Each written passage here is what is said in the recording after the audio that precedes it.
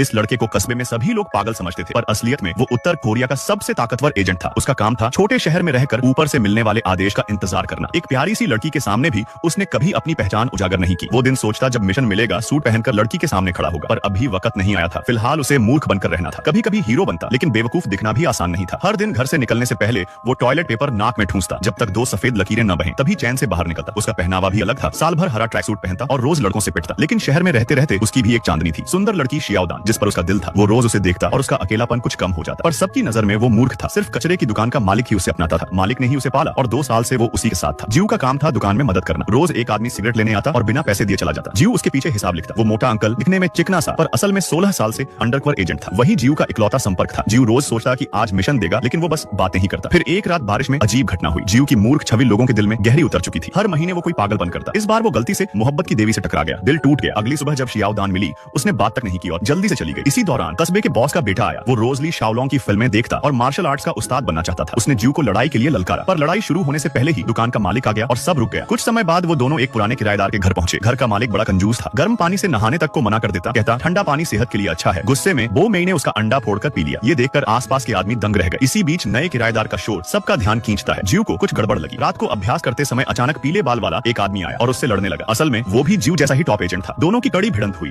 पर आखिर में जीव थोड़ा भारी पड़ा। फिर पीले बाल वाला हंस पड़ा और बताया कि वो भी उसी फौज से है जहां से जीव था। उसने कहा उसका अलग मिशन है, बता नहीं सकता। ये कहकर वो इमारत से कूदकर चला गया। अगले दिन जीव ने उसे फिर देखा और साइकिल पर पीछे लग गया। पता चला उसका मिशन है सिंगिंग शो में रॉक सिंगर बनकर हिस्सा लेना। जीव को ये काम बेवकूफी लगा, लेकिन पीले बाल वाला गंभीर था। गिटार बजाने की कोशिश में उसकी हालत देख जीव हंस पड़ा और चला गया। शाम को वो बच्चा जो रोज जीव को परेशान करता था उसके पास आया। उसने बताया कि उसका भाई पेशाब करने गया था और लौटा नहीं। जीव पहले तो हंसी में टाल गया, लेकिन फिर बच्चा उसे उस जगह ले गया। जीव ने जमीन पर गीले निशान चखे और अंदाजा लगाया कि भाई यहीं आसपास होगा। उसकी सुनने और चढ़ने की कला ने उसे जल्दी ही सही जगह पहुंचा दिया। पर जब वो कपड़े उठाकर ले आया तो सबको लगा कि वो लड़की का कपड़ा चुराने वाला विकृत है। लोग पकड़ने दौड़े, पर वो फुर्ती से निकल भागा। घर लौटकर जीव माँ की तस्वीर देखते हुए उसे याद करने लगा। तभी अंधेरे में बंदूक उसके सिर पर रखी गई, पर गोली नहीं चली, बस चेतावनी देकर आदमी भाग गया। जीव पीछा करता है, पर पता चलता है कि वो भी एजेंट है। नाम था शियाओ हाय। वही जीव को अपना आदर्श मानता था।